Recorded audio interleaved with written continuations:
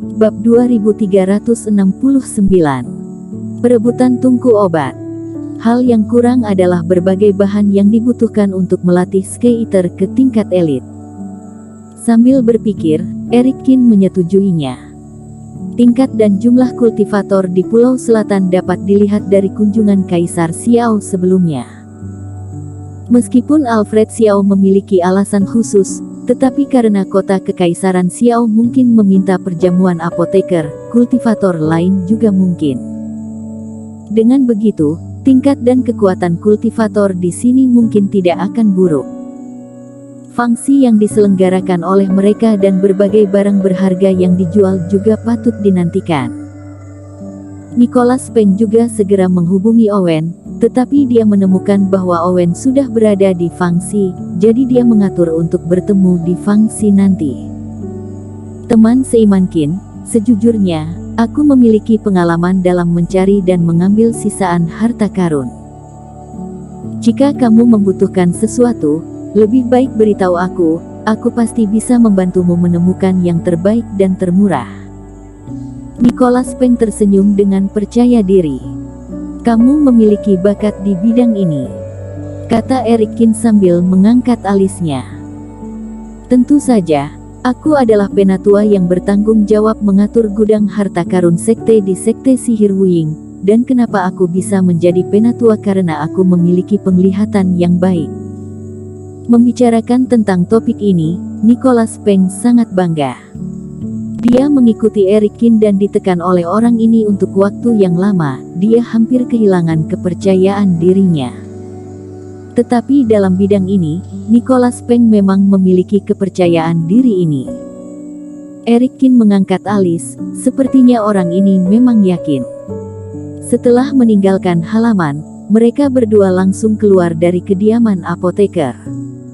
Melewati alun-alun dan beberapa bangunan, sebelum memasuki Fangxi, Erikin sudah mendengar berbagai suara jual beli yang bising, banyak kultivator yang keluar masuk dari Fangxi, dia merasakan suasana yang ramai. Fangxi Jubao. Melihat nama Fangxi ini, ekspresi Erikin terlihat aneh. Fangxi ini ada hubungannya dengan paviliun Jubao? Tanya Erikin. Iya. Tempat ini juga paviliun Jubao yang mengutus seseorang untuk membangunnya dan bertanggung jawab untuk menjaga ketertiban serta mengoperasikannya. Nicholas Peng sangat mengetahui hal-hal ini, setelah mendengarnya, dia tidak bisa tidak berkata dengan iri. Dalam hal bisnis, paviliun Jubao benar-benar memanfaatkan segala kesempatan. Jangan lihat perjamuan apoteker Pulau Selatan ini hanya sekali dalam 500 tahun, tetapi paviliun Jubao juga bersedia berinvestasi besar-besaran untuk membangun Fangxi ini. Selain itu, Fangxi paviliun Jubao ini hanya menyediakan tempat dan melindungi keselamatan kultivator, jadi tidak mengenakan biaya sewa yang tinggi, oleh karena itu mendapatkan hati banyak orang. Erikin mengangguk. Perjamuan apoteker diadakan setiap 500 tahun sekali. Kebanyakan dari mereka adalah kultivator yang datang ke sini untuk meminta bantuan. Paviliun Jubao dapat melakukan hal ini, tidak bisa dibilang jahat. Selain itu, mereka yang dapat datang ke Pulau Selatan, selain diundang, menggunakan formasi teleportasi kuno untuk datang, mereka akan terbang di atas lautan tanpa batas ke tempat ini. Dengan koin roh yang dapat diperoleh dalam beberapa hari, mereka bisa menjalin hubungan baik dengan orang-orang kuat di ini jelas merupakan jual beli yang sepadan. Bagaimanapun, paviliun Jubao adalah sekte bisnis yang sangat langka di antara kekuatan kultivator. Sambil berbicara, mereka berdua memasuki Fangxi. Dengan adanya paviliun Jubao yang bertanggung jawab atas Fangxi, meskipun di dalam ramai, tetapi tidak kacau. Jalan lebar dan bersih, di kedua sisi ada kios-kios yang menjual berbagai barang kultivasi, dan kultivasi para kultivator yang berjualan tidak rata, yang terkuat bahkan mencapai fase penilaian, dan yang terendah ada juga kultivator muda fase distraksi. Mengenai barang yang dijual bahkan sangat beragam. Selain senjata roh biasa, rumput ajaib atau teknik, ada juga beberapa harta karun langit zaman kuno yang sudah berkarat, anak iblis monster, dan bahkan barang aneh yang tidak bisa disebutkan namanya. Erikkin melihat beberapa kios yang dia minati, tetapi setelah diamati lebih dekat, dia jadi tidak tertarik. Di sisi lain, Nicholas Peng membeli beberapa barang. Erikkin tergerak dan diam-diam membuka mata dewa untuk melihat.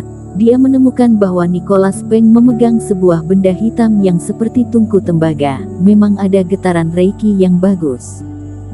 Dua benda lainnya, dibandingkan dari segi kualitas dan harganya juga tidak buruk. Dia tidak salah dan semuanya untung. Sepertinya orang ini memang memiliki kemampuan dapat mendapatkan imbalan harta karun dengan menyembuhkan luka. Erikkin berjalan beberapa langkah lagi dan melihat papan-papan serupa yang digantung di banyak kios.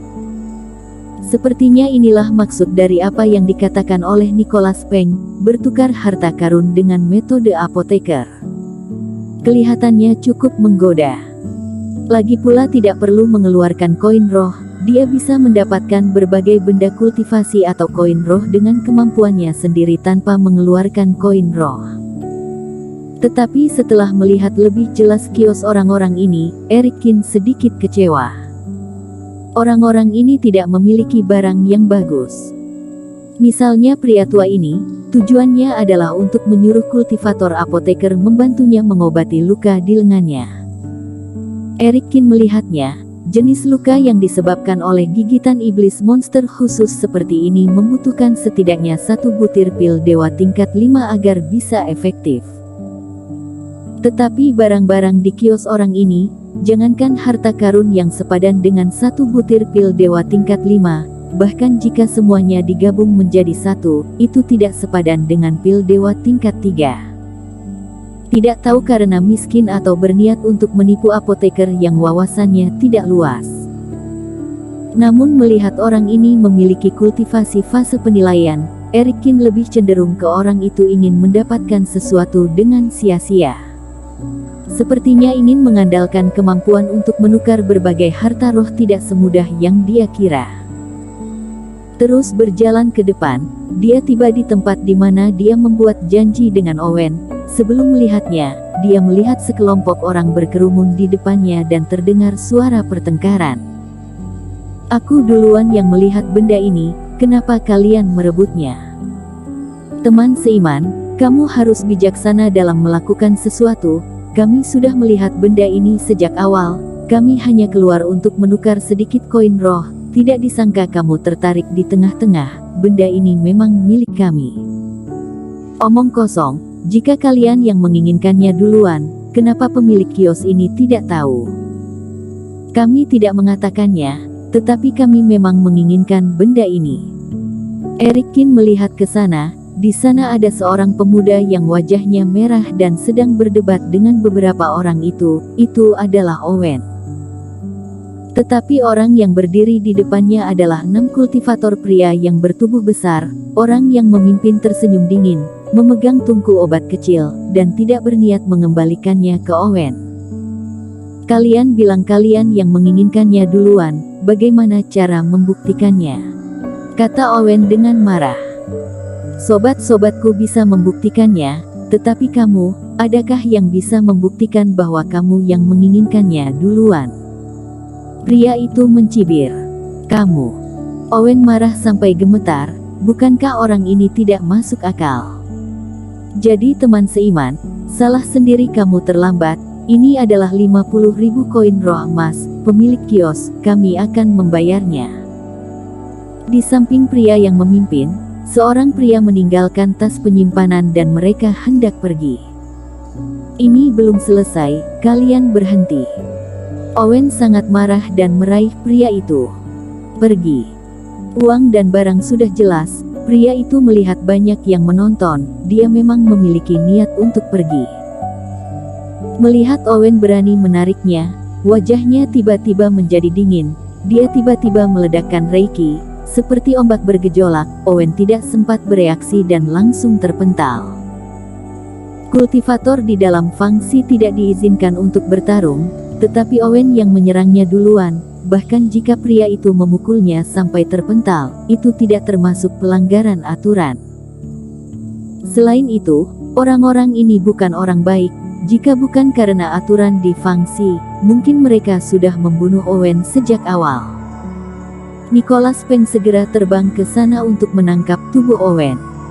Pemilik kios, "Kenapa kamu tidak bilang apa-apa?"